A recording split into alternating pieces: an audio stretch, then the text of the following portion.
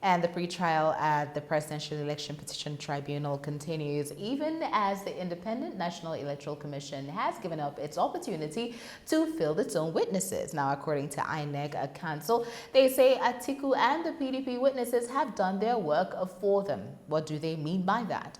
And to get a better perspective of this, we have in the studio Adeni Kunu in the studio. Welcome. Thank you very much for having me. All right. So what are your thoughts? INEC had its opportunity to call its own witnesses and he turned it down. So what does that mean by PDP and, Atiku have done their work for them? If we do a retrospect, you'd find out that at the beginning of this, what we learned from INEC was that there was no server. And I just want to build to the question you asked me. At another time, they told us there was, but they didn't use it. But I remember that preceding this election petition tribunal, it was televised, especially by Mr. Mike Igini, who actually was a rec for Akwa Ibom State, and said the server will be used and there's going to be a simultaneous transfer of the election results collated to the central server, and there's another one that will be documented by the INEC official at a particular center. So INEC is in a quagmire of their position and counter positions all in the same pot of soup. If we look at the position of INEC regarding the question you asked me, I want to say that I do not think there is more for INEC to talk about, because if you look at the witnesses that Atiku brought to the fore, they've actually explored the back and forth, the right and left of the entire things that are necessary to be brought before the law court. So anything that you'd find INEC do again may not be needful, because the Atiku team has actually shown you their own side of the story and also shown you the side of INEC. But in legal proceedings as this, no matter what the appellant or no matter what the defendant has brought to the fore, either of the party must still hold a position. So it becomes, except of course we have some legal numerary share perspectives with me on that, it becomes strange to me in law that a defendant, as it were, is not able to come forth and say, okay, these are the witnesses I have to show that I never had a server, to show that I had a server, to show that I didn't transfer the collated results to the server, to show that the server never existed, or to show that there was no budget, because I need to say that certain monetary allocation was even budgeted for that server that appeared to be existent today and non-existent tomorrow. One of the things that INEC has continued to say is the fact that the Electoral Act as amended was not accented by the president before the elections, and in that contained the veto for them to use the server in collating the election results. Now, what the law says is one thing, and what they actually did is another thing, and now we are in a law court, and the law court is examining that which is under the legal purview. So according to them, let's be honest, if it is not legal to use the server, why are they having this conversation in the first place? In the first place, let's remember that hundreds of billions of naira, in excess of 242 billion, a certain amount of that went to the security operatives and the rest went to INEC after a lot of contestations regarding the amount being used. Why did Professor Mahmood Yakubu did not tell us that the Electoral Act as amended 2010 doesn't have provision for the use of the server, and the money allocated for the maintenance or the functionality of the server should be returned to the presidency or the executive? Certain amounts of money was budgeted for that. So if indeed the Electoral Act 2010 as amended did not take cognizance of the use of the server, why did you collect money? For me, that is fraud ab initio in itself. And I think that's a different conversation in itself in regard to what we are discussing right here at the Presidential Election Petition Tribunal, which I believe towards the end or at the end, after ruling has been made at the tribunal, then you can pursue that as a different, application. This is it. If you could come, Gloria, you're coming to the courts to tell us that the rule books doesn't have that. So even if the executive arm of government did not have their hands on that portion, that there is nothing in the Electoral Act supporting the use of the server, at the instant you receive a credit alert in INEC's accounts, and there is a properly designated reason for a certain amount of money, you should have called the attention of the executive or the accountant general of the Federation to say, to be very, very honest, the Electoral Act did not make provision for the use of the server, but certain amount has been allotted. Then I also want to say this, Gloria. Let us understand the fraud happening at Inec. Whatever you have budgeted for was presented to the legislators who reviewed, who appropriated. You should not have included it in the first place, that there was a provision meant for the maintenance of that. And let me tell you this, the illogicality of what Inec is presenting appears to ridicule the expertise of an academic in the person of Professor Mahmoud Yakubu. Now, why have I said that? You presented a budget to the lawmakers to look at. You included the use of the server. Your resident electoral commissioners, a number of them, including yourself, went on international televisions from Nigeria to say these are the procedures that the collation will take place. But when the election got rounded off, you came back to tell us that there was no provision, whereas beyond reasonable doubt, we've got proof that there was a server and you took certain things down. Let's work with you on that particular situation, that money was allocated for servers or for maintenance of servers or upgrading of servers. But you do have to understand that servers come with different functions. So what Inec really, I understand as them, what they're contesting is that we did not use a particular server for the collation of election results, which is what Atiku and the PDP is alluding to. Now, the presence and usage of servers, we could have used servers to collate the number of people that actually showed up at the election, the number of staff that we do have. Remember, they do have ad hoc. So when you talk about servers and maintenance of servers, it is very possible that they collected money to maintain servers. But did they collect money to maintain that particular contentious server which was used to collate election results? So, and that is what a lot of people who are pro-Buhari, pro-APC, pro-INEC have continued to contest. Even though money was appropriated for servers, was it necessarily appropriated for that contentious server? It didn't tell you that, because all I'm saying is, what if INEC says, yes, we did receive money to upgrade servers, but not the server, a server to be used to collate election results, but servers that was linked to the smart card reader, which collated the number of people and the presence of people at the polling units. Let's tell you this. INEC shot herself in the foot when our resident electoral commissioners described on television that the server will be used to collate the results. So there is no way INEC can shift positions in that regard. But is it legal for them to have ever used that? Because it's one thing to have something, but if the law does not recognize it, and you've presented this before the law courts, which deals with the facts under the law, does it still stand the test here? Why would INEC, the body that oversees the election, present us with such complex confusion regarding using of what the rule book itself has not approved? I think the buck here, Gloria, stops at the table of INEC. And if there is anything, INEC must take complete responsibility for causing confusion. Do not forget, taxpayers' money is involved 100%. All of the time being wasted at the Election Precisions Tribunal. The man hours being expended, because if you look at it, anytime they go to court, money gets paid to INEC's lawyer, and that also comes from taxpayers' pockets. I think very strongly that INEC is the parent of this confusion that has opened the door for the Atiku team to go to court. And if the judiciary wants to be seen as indeed impartial and really doing service to the cause of justice, I think very strongly that the Atiku team indeed have a case. If the rule book says no, why engage in the illegality of using a server? Why don't you jettison it completely? If at all you really wouldn't return the money immediately because of time, don't use the server. Don't talk about the server. Don't tell us there's going to be collation of results with the server, so that after the elections, when you do what our term returning the funds not expended, you then tell us the rule book didn't allow us to use the server, as such we're returning it. So if you look at the position that INEC holds, it will ridicule the further complex situation on the side of INEC. If INEC went ahead to even say they want to present witnesses, who will be your witnesses? As a matter of fact, Reno Mokri trended on Twitter, that should be about 2 weeks ago, with complete evidence about the identity of the person that hoisted the server, that maintained the server, the name, the identity, the location in Lagos.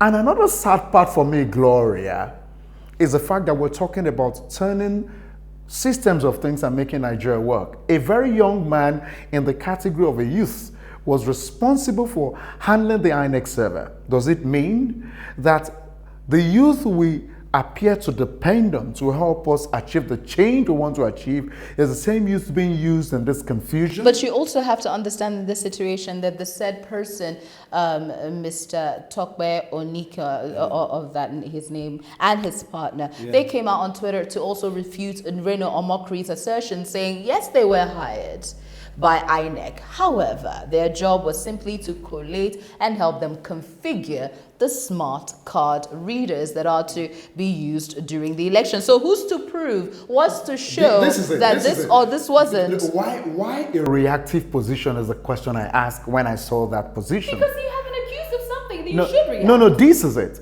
Why was it that all along when they were talking about Inec having a server, to be very altruistic, to ensure that you're on the side of doing something right, I expected them to have come out to say, we were the ones, even before Reno Omokri put the identities out, you should have come out to say, we were the ones that handled this. With all due respect, when you go into a contract of that nature with Inec, aren't there non-disclosure documents that you're supposed to sign? Because remember, these things require a certain level of secrecy and some level of security clearances. Now, for you to even handle something as sensitive as an Inec server, whether it exists or not, whether for collation of election results or even just for the collation of the number of people at a polling unit, this is not information that is privy to the public that you should give out. Let me shock you very well, except of course the people who hoisted that were still under the payroll of Inec. That is when they can keep their mouth shut. How do you know they're still not? This is it. And that's why I'm saying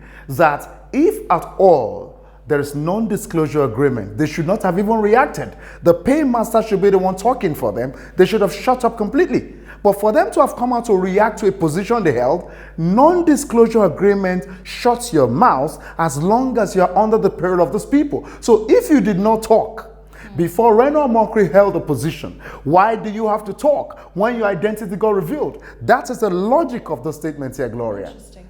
I'm telling you though. So that's what I'm saying. Non-disclosure agreement binds you regardless of anything as long as you're under the payroll of the people. And it doesn't only take effect when you have to be proactive, even when you are reacting. So they should not have even said a word after Reno Omokri brought the identities out. If they're still under the payroll of their masters, then they shouldn't talk at all. If not, they should have said a thing. Which is pretty interesting. These are probably some of the things that we need to get some legal counsels to explain, because you do understand that we at Rootstv actually went out to try to contact them and they didn't want to talk to us. So I believe they either spoke to their legal counsels who probably told them this is a case about your company and your image here at stake. But let's move on a little further, because the lawyer I had prior to this conversation did say something. He said that a lot of the witnesses that Atiku and the PDP did field had some discrepancies in their accounts that they provided. A typical example that he brought forward was the very famous ICT expert brought in from Kenya who presented his case, but on cross-examination had a few issues with when the election was held in Nigeria, when the results were actually produced, and the fact that he got his information from the factsdon'tlie.com website, which we actually read about at some point. Now, do you see that with the discrepancies that these witnesses have had to or were showed during cross-examination, do you think that's a reason for Inec to say, you know what, they're not even credible in the first place? Why do we go ahead and fill ours? Let's say this, there was an election held. I say here in front of the world, how many Nigerians can remember the dates the elections for the gubernatorial elections held? Many persons remember 23rd of February. How many persons remember after that? Do not forget that that is a Kenyan, that is an expert brought in to do one or two things. And you could even find out that the man in question probably checked for details regarding the dates before the elections were postponed. It could happen to any one of us here that don't have our hands properly on the dates the elections should have held and when they actually held. So I do not think that is enough discrepancies for that man's position to be something that you don't have to consider. So as far as I'm concerned, elections held, you may not remember the dates. Do not forget that your president once said somewhere that there was a West Germany in the 21st century. And that's a fact of the matter. Do we say that the president shouldn't be there any longer because he called Germany, West Germany, even if the Berlin Wall had been brought down since the late 80s? Not at all, Gloria. We cannot jettison the position at the moment. But the president wasn't under oath at that point when he made that statement. But this Kenyan ICT expert was on the oath, and is regarded to have all his facts in tow. I agree with you, but I need you to also understand that when you're being cross-examined, there are lots of factors, and that is why at times you find out that there's a recess called, that the person who sits atop of the proceedings will say, let's take an hour, let the counsels meet, let's take 2 hours. At times they tell you we're adjourning so that you can get your facts right. Some persons may be pressured. You're talking about a foreigner who understand the complexity and the dangerous situation we find ourselves during elections. The man's wife may have called him before he stood in the box to say, we still need you, we've got 6 children, be careful, the family needs you. There may have been a lot of things. Have you not gone into an examination hall and you cannot spell IS? I'm telling you, there are lots of psychological issues involved. It may even be that the man clearly remembered the date before the witness, before he started reading out his position. And when he got there, because of the pressure, what about if the law courts didn't have proper ventilation and the man is perhaps... Oh, trust me, I've been at the CCT. Hey, it does have great... It does have wonderful ventilation. I agree. That can't be a reason. But you've got to put all of these bits and pieces together. But you see, that is the interesting thing about it, because we can make as many excuses and come up with different postulations as possible, but it still does not negate the fact that when you're under oath, you are expected to have all your facts. All right, I'll go straight to the US and tell you what happened. Some people are in jail at the moment.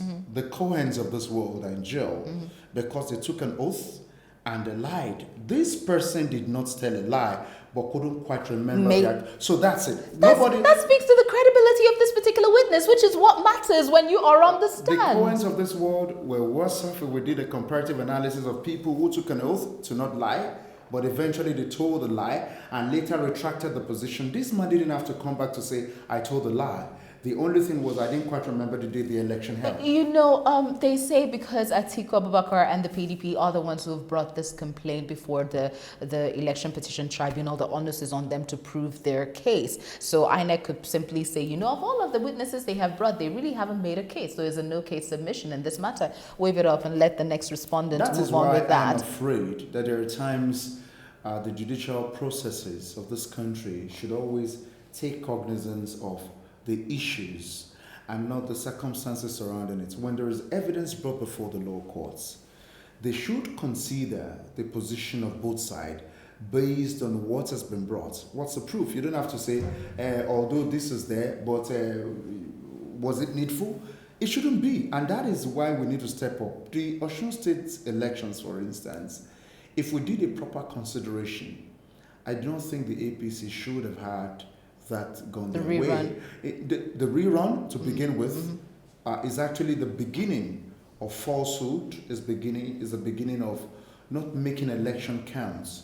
I was in the Supreme Court when the pronouncement was made by the 7 judges, read by Rootstv, and one of the minority judges who did agree with Adeleke did fault the fact that a rerun was even held in the first place. As a matter of fact, that's part of what happened in Osogbo before they eventually moved to Abuja, where they said even the rerun you called in the first place should not have been. And if at all the judiciary should be seen as independent and as being just in whatever it is it does to the Nigerian people, then we have to do a proper reconsideration. But my own challenge again is if the judiciary that used to be termed the hope of the common man could be between 2015, 2016, particularly 2016 to 2018, be found in a lot of sleaze of collecting money for judgments, of not doing what they should do, then I don't feel I'm surprised again with the kind of verdicts that come up when people get to the Supreme Court. But you're reaching, as a matter of fact, right now, because we do not have proof of that. Even though Serap, as a matter of fact, as of 2018, did say that the legislature